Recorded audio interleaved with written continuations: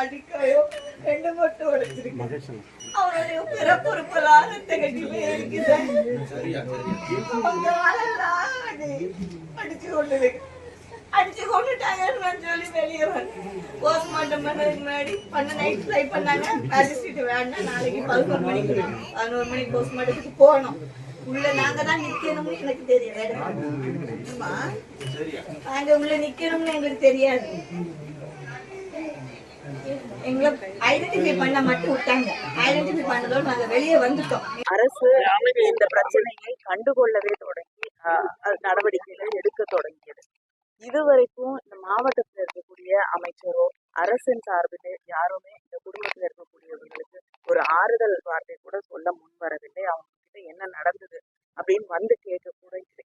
இப்படிப்பட்ட ஒரு சூழல்ல அந்த குடும்பத்திற்கு அரசு மீது எங்களுக்கு நம்பிக்கை இல்லை என்று சொல்லக்கூடிய அளவுக்கு இந்த விசாரணையும் சிபிஐக்கு மாற்றணும், இவங்க மேல எனக்கு நம்பிக்கை இல்லைன்னு அவங்க குடும்பத்தை சேர்ந்தவரோட சகோதரியும் அவங்களுடைய மனைவியும் அதை தான் திரும்ப திரும்ப சொல்கிறாங்க. அவங்களுக்கு எந்த நிவாரணமும் இது வரைக்கும் அறிவிக்கப்படலை.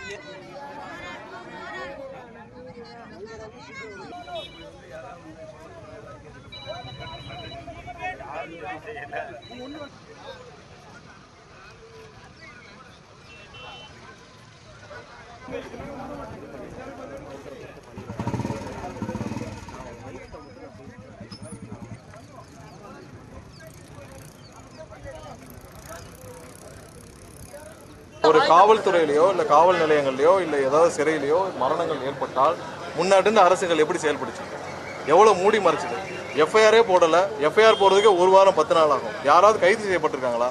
எந்த இடத்திலும் இந்த அரசு ஏதாவது தவறு செய்தால் அவர் தவறுக்கு துணை போகிறதுக்கான அரசு இல்லை. கண்டிப்பாக தவறு செய்தால் அவர் மீது 100% நடவடிக்கை.